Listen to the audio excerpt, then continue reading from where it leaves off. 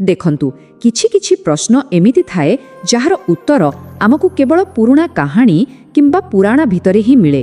ତେବେ ଚାଲନ୍ତୁ ଆଜି ଆମେ ସେମିତି ଗୋଟିଏ ପୌରାଣିକ କାହାଣୀ ଭିତରକୁ ଯିବା ଯାହା ମାସିକ ଧର୍ମ ଭଳି ଏକ ସାଧାରଣ ମାନବୀୟ ଅନୁଭୂତି ପଛରେ ଥିବା ରହସ୍ୟକୁ ଖୋଲିବାରେ ସାହାଯ୍ୟ କରେ।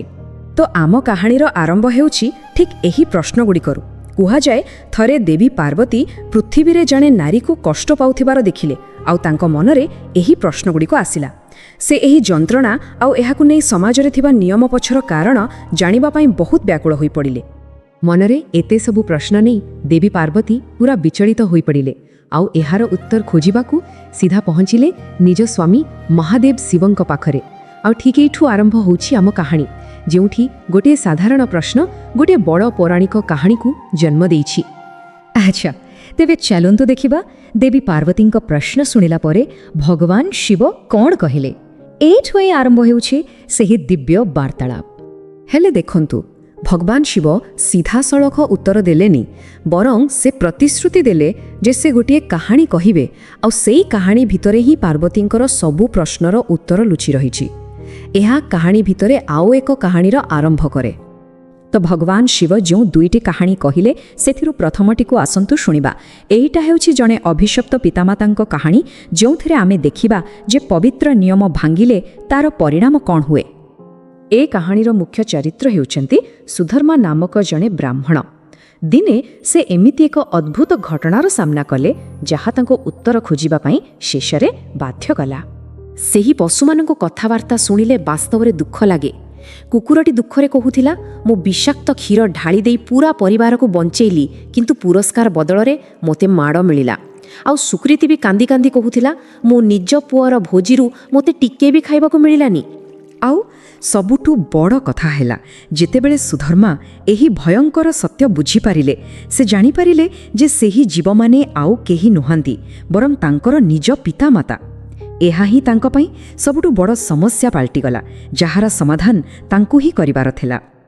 ଏତେ ବଡ଼ ସତ୍ୟ ଜାଣିଲା ପରେ ସୁଧର୍ମା ତ ପୁରା ଭାଙ୍ଗି ପଡ଼ିଲେ ଆଉ ଏହି ସମସ୍ୟାର ସମାଧାନ ପାଇଁ ସିଧା ଯାଇ ପହଞ୍ଚିଲେ ନିଜ ଗୁରୁ ମୁନି ବଶିଷ୍ଠଙ୍କ ପାଖରେ।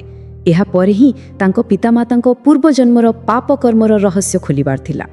ଏବେ ଆସିଲା ସେହି ସମୟ ଯେତେବେଳେ ଋଷି ବଶିଷ୍ଠ ସେଇ ପୁରା ରହସ୍ୟ ଉପରୁ ପର୍ଦ୍ଦା ହଟେଇବେ। ସେ କହିବେ କେଉଁ କେଉଁ ପାପକର୍ମ ପାଇଁ ସୁଧର୍ମାଙ୍କ ପିତାମାତାଙ୍କୁ ଏପରି ଅଭିଶପ୍ତ ଜନ୍ମ ମିଳିଥିଲା। ଋଷି ବଶିଷ୍ଠ ଗୋଟିଏ ଗୋଟି କରି ସବୁ କଥା କହିଲେ। ପ୍ରଥମେ ସୁଧର୍ମାଙ୍କ ପିତାଙ୍କ ପାପ ବିଷୟରେ କହିଲେ। ସେ ଏକାଦଶୀ ବ୍ରତ ଭାଙ୍ଗିଥିଲେ, ଜଣେ ଭିକାରୀକୁ ଅପମାନିତ କରିଥିଲେ ଆଉ ଶାସ୍ତ୍ରର ନିୟମ ଭାଙ୍ଗି ମାସିକ ଧର୍ମ ସମୟରେ ନିଜ ପତ୍ନୀଙ୍କ ସହ ସମ୍ବନ୍ଧ ରଖିଥିଲେ। ଠିକ୍ ସେମିତି ତାଙ୍କ ମାଙ୍କ ପାପ ବିଷୟରେ ବି କହିଲେ। ତାଙ୍କ ଭୁଲ ମଧ୍ୟ ମାସିକ ଧର୍ମ ସମୟର ନିୟମ ଭାଙ୍ଗିବା ସହ ଜଡ଼ିତ ଥିଲା, ଯେମିତିକି ସେହି ସମୟରେ ରୋଷେଇ କରିବା, ପୂଜା କରିବା, ତୁଳସୀ ଗଛରେ ପାଣି ଦେବା ଏବଂ ନିଜ ସ୍ୱାମୀଙ୍କ ସହ ସମ୍ବନ୍ଧ ରଖିବା। ତେବେ ଏହି କାହାଣୀ ଅନୁସାରେ ମାସିକ ଧର୍ମ ବେଳେ କିଛି ନିର୍ଦ୍ଦିଷ୍ଟ ନିୟମ ପାଳନ କରିବାକୁ କୁହାଯାଇଛି, ଯେମିତିକି ପୂଜାପାଠରୁ ଦୂରେଇ ରହିବା, ରୋଷେଇ ଘରକୁ ନ ଯିବା ଏବଂ ଏମିତି ଆହୁରି କିଛି କାର୍ଯ୍ୟରୁ ନିଜକୁ ବିରତ ରଖିବା। ଋଷି ବଶିଷ୍ଠ କହିଲେ ଯେ ଠିକ୍ ଏହି ସବୁ ପାପକର୍ମ ପାଇଁ ହିଁ ସେମାନଙ୍କର ଅକାଳରେ ମୃତ୍ୟୁ ହେଲା ଆଉ ସେମାନଙ୍କୁ ପଶୁ ଯୋନିରେ ଜନ୍ମ ନେବାକୁ ପଡ଼ିଲା। ଋଷିଙ୍କ ଉପଦେଶ ଅନୁସାରେ ସୁଧର୍ମା ଶେଷରେ ଶ୍ରାଦ୍ଧ ଓ ତର୍ପଣ କରି ନିଜ ପିତାମାତାଙ୍କ ଆତ୍ମାକୁ ମୁକ୍ତି ଦେଲେ। ଏତିକି ଥିଲା ପ୍ରଥମ କାହାଣୀ। ହେଲେ ପାର୍ବତୀଙ୍କ ପ୍ରଶ୍ନର ପୂରା ଉତ୍ତର ଏବେ ବି ବାକି ଥିଲା। ତେଣୁ ଭଗବାନ ଶିବ ଆରମ୍ଭ କଲେ ଦ୍ୱିତୀୟ କାହାଣୀ, ଯାହା ସିଧାସଳଖ ମାସିକ ଧର୍ମର ଉତ୍ପତ୍ତି ବିଷୟରେ ଥିଲା। କଥାଟା ସତ୍ୟଯୁଗର। କାଲକେୟ ବୋଲି ଜଣେ ଅସୁର ସ୍ୱର୍ଗ ଉପରେ ଆକ୍ରମଣ କରିଦେଲା।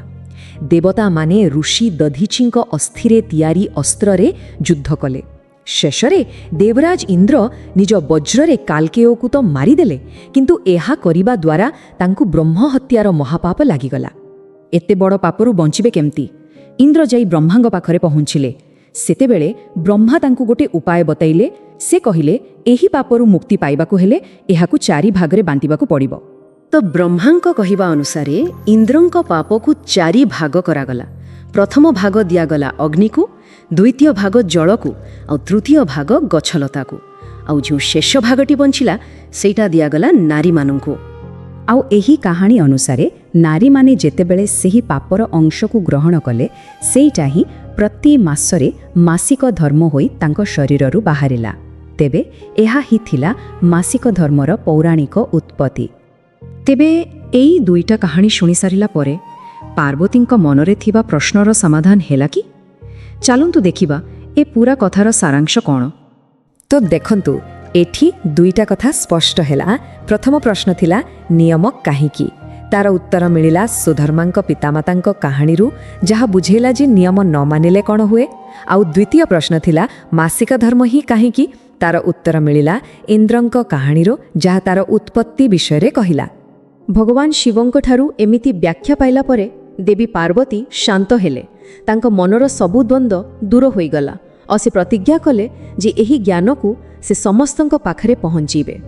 ହେଲେ ଏ କାହାଣୀ ଶେଷରେ ମନରେ ଗୋଟିଏ ପ୍ରଶ୍ନ ଆସୁଛେ, ଏମିତି କେତେ ପ୍ରାଚୀନ କାହାଣୀ ଆଉ ପୁରାଣ ଅଛି ଯାହା ଆଜି ବି ଆମ ସମାଜ, ଆମର ଚିନ୍ତାଧାରା ଆଉ ଆମ ପରମ୍ପରାକୁ ପ୍ରଭାବିତ କରୁଛେ। ଏ ବିଷୟରେ ଟିକେ ଭାବିବାର ଅଛି, ନୁହେଁ କି?